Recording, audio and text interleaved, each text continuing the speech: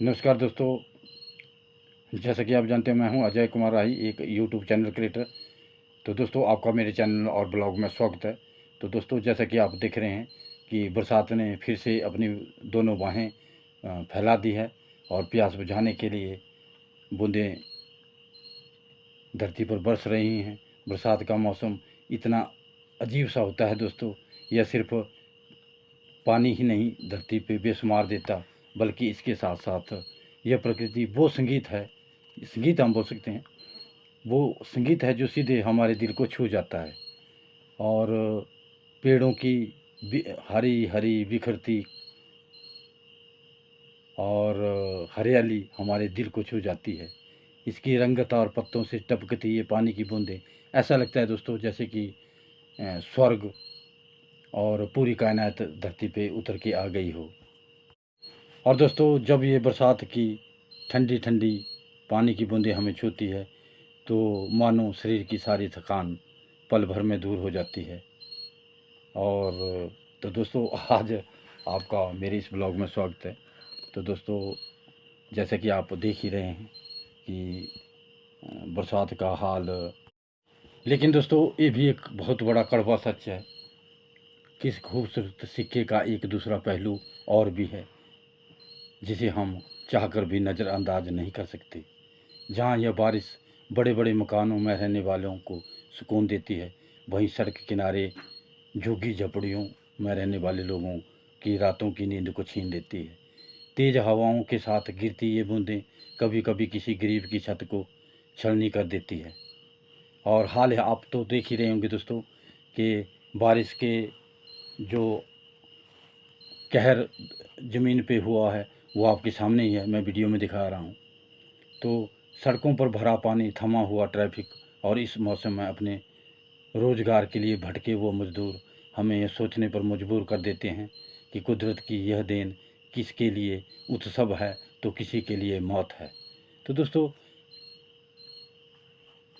इतनी मेहनत से की हुई फसलें डूब जाती हैं, रास्ते बंद हो जाते हैं जैसा कि आप देख ही रहे हैं, और लगे लगाए काम बंद हो जाते हैं। और यह बारिश हमें याद दिलाती है कि ज़िंदगी हमेशा एक जैसी नहीं होती है। लेकिन दोस्तों रुकिए, वीडियो आगे बहुत ही मज़ेदार होने वाला है। बारिश का असली मकसद सिर्फ ठहर जाना नहीं, और ये ज़िंदगी का सबसे बड़ा मोटिवेशन भी होता है। बारिश की बूंदें कितनी भी ऊंचाई से क्यों ना गिरें दोस्तों, वो टूटती हैं, बिखरती हैं, लेकिन फिर भी ज़मीन पर आकर एक नई ज़िंदगी की शुरुआत करती है। बोलने का मतलब दोस्तों, बारिश कितना ही ज़मीन पे अपना कहर ढाए, कितना ही नुकसान करे, लेकिन ज़िंदगियां बसने वाली फिर भी बसती हैं। तूफ़ान चाहे कितना भी बड़ा क्यों ना हो, एक ना एक दिन उसे थपना ही पड़ता है। वे काले बादल इस बात का सबूत हैं कि मुश्किलें चाहे कितनी भी घनी हो दोस्तों, उनके पीछे उजाले की किरण हमेशा छुपी होती है। अगर आज आपकी ज़िंदगी में दुखों की बारिश हो रही है, मुश्किलें आपको घेर रही हैं, तो घबराइए मत दोस्तों। या, याद रखिए, तेज़ बारिश के बाद ही आसमान में खूबसूरत इंद्रधनुष दिखाई देता है, खिलता दिखाई देता है, और ये बारिश होने के बाद ही होता है। तो दोस्तों देखिए, आप देख रहे होंगे कि मैं अपनी वीडियो के माध्यम से आपको बरसात की हरियाली को दिखाने का कोशिश कर रहा हूँ, और इनको देख के मेरा मन बहुत ही अट्रैक्टिव हो रहा है इनके तरफ कि जाके मैं आगे जाऊं और वीडियो बनाऊं। लेकिन दोस्तों वही बात है कि बरसात देखने को जितनी खूबसूरत है, और तो अगर थोड़ी सी गलती हो तो यही खूबसूरती हमारी मौत का कारण भी बन सकती है। तो हमें इस बात को नहीं भूलना चाहिए कि बारिश का और बरसात का खूब एंजॉय करें, खुद भी एंजॉय करें, अपने परिवार को भी एंजॉय करें, यार दोस्तों के साथ भी एंजॉय करें। लेकिन इस बात का हमेशा ध्यान रहे कि खूबसूरती के साथ, फूलों के साथ ही हमेशा कांटे होते हैं दोस्तों। तो उन कांटों से हमें बच के रहना है। और मैंने पहले भी अपने ब्लॉग के माध्यम से आप लोगों को कई ऐसे बरसात के बनाए हुए ब्लॉग आपको दिखाए थे, और अगर नहीं देखे होंगे तो आपका मेरा उन ब्लॉग्स में भी स्वागत है। तो आप ज़रूर उन ब्लॉग्स को देखना और उनसे उनको सुनना, और उनसे जो भी मैंने घटनाएं बताई हैं, छोटे मोटे सीन बताए हैं, इतने ज़्यादा बड़े तो नहीं हैं, लेकिन समझदार के लिए एक इशारा ही काफ़ी होता है दोस्तों। और जहाँ आग जलनी होती है वहाँ तिल भर आग भी दिख जाए तो उसे बुझा देना चाहिए, लेकिन अगर हम उसको इग्नोर कर देते हैं, उस पर ध्यान नहीं देते, तो वही ज्वालामुखी बन जाता है। तो उसी तरह की हमारी थोड़ी सिग्नल होते हैं हर चीज़ की, जो मैंने अपने ब्लॉग के माध्यम से आप लोगों को दिए हैं। तो अगर आप उनको ढंग से फॉलो करेंगे, समझेंगे, तो मुझे उम्मीद है कि आप बहुत सी समस्याओं से बच सकते हैं।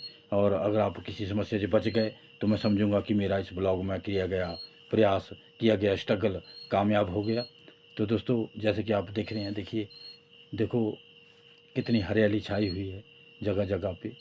और मैं अभी गाड़ी से यहाँ से गुजर रहा था, तो मेरे मन में है कि क्यों ना इस बरसात की घटना के साथ ये भी तो बरसात का ही पार्ट है जो हरियाली हमें दिख रही है, तो क्यों ना इसको भी जोड़ दूं। तो अपने अपने साथ साथ अपने दर्शकों को भी थोड़ी सी बरसात के मौसम में अपने साथ सैर करवा लूँ। और उम्मीद करता हूँ दोस्तों आपको ब्लॉग ज़रूर पसंद आया होगा। इसमें कुछ भी कोई AI नहीं, कहीं से कुछ लिया नहीं हुआ। जो परमात्मा की दी प्रकृति है वही आपके सामने है, लाइव आप देख रहे हैं, मैंने बनाया है और आप देख रहे हैं। तो दोस्तों, इस तरह का रहता है। और वैसे भी मेरी आपसे रिक्वेस्ट रहेगी कि कभी भी, खास कर ये क्रिएटर में ये प्रॉब्लम होता है कि वो प्रॉब्लम नहीं होता है, उसकी चाहत होती है। अब मैं भी एक क्रिएटर हूँ, मैं भी चाहता हूँ कि अच्छी अच्छी खूबसूरत वादियों के ब्लॉग बनाऊँ, अच्छी अच्छी नदियों में जाकर, झरनों के पास जाकर अच्छे ब्लॉग बनाऊँ, वीडियो एडिट करूँ। लेकिन दोस्तों, इससे बेनिफिट तो होगा, होगा, बिल्कुल बिल्कुल होगा, लेकिन इसके साथ बहुत से खतरे भी तो हैं।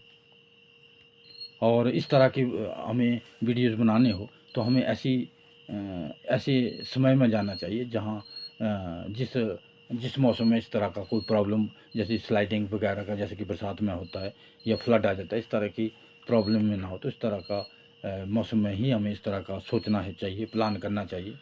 और कई मूर्खों की तरह ऐसा भी करते हैं दोस्तों। मैं मूर्ख ही उनको बोलूँगा, देखिए, आई एम सॉरी टू से, मैं ऐसा बोल रहा हूँ, लेकिन बोलूँगा मैं उनको, क्योंकि देखिए वो खुद तो जाते हैं और साथ में अपने परिवार को भी ले जाते हैं। और वहाँ होता क्या है कि एक फ़ोटो, एक वीडियो के बनाने के चक्कर में या तो वो नदियों के पास खड़े हो जाते हैं, झरनों के पास खड़े हो जाते हैं। और पहाड़ी इलाकों में ऐसा करते हैं, लोग आते हैं। और अब तो प्रशासन ने इस पर कड़ी कार्रवाई करनी भी शुरू कर दी है, और ये बहुत बढ़िया है। मैं तो ये कहूँगा कि प्रशासन के लिए मैं बहुत ही धन्यवादी हूँ कि प्रशासन ने इस तरह का कड़ा कदम उठाया। ऐसे लोगों को हो सके तो जुर्माना ही नहीं, ऐसे लोगों को कुछ सज़ा भी होनी चाहिए, पनिशमेंट भी होनी चाहिए, कि जो लोग इस तरह का अगलापन करते हैं और उन्हें देखकर कहीं और लोग भी उनकी रीस करके उस तरह का बिहेवियर करते हैं और मौत के मुंह में चले जाते हैं। तो दोस्तों, बरसात के मौसम में इस तरह के प्रोग्राम बिल्कुल भी इग्नोर करने चाहिए।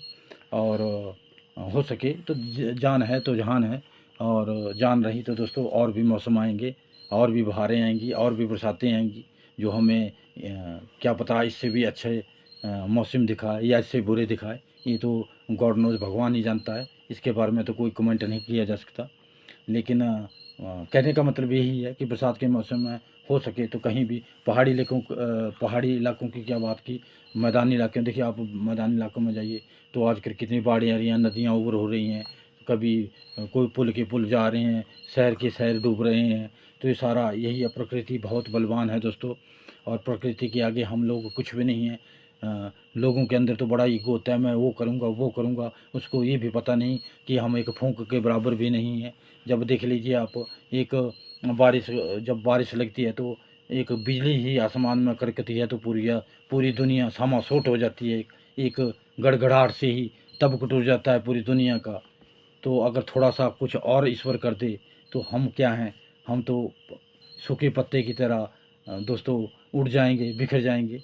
तो दोस्तों, ईश्वर पे विश्वास करें और प्रकृति माता का सम्मान करें। और प्रकृति का सम्मान हम इस तरह से कर सकते हैं, किस तरह से कर सकते हैं, देखिए दोस्तों, देखिए पेड़ पौधे अगर हमारी ज़िंदगी में है तो उनको काटना भी पड़ता है। काटना क्यों नहीं पड़ता, क्योंकि हमारे ये जीवन का एक अभिन्न, एक एक ज़रूरतमंद चीज़ है, जो हमें, चाहे हम ईंधन के रूप में देखिए, चाहिए हम इमारती लकड़ी के रूप में देखिए घरों की खिड़कियाँ वगैरह के लिए तो चाहिए, अब चाहिए तो पेड़ काटना ही पड़ेगा।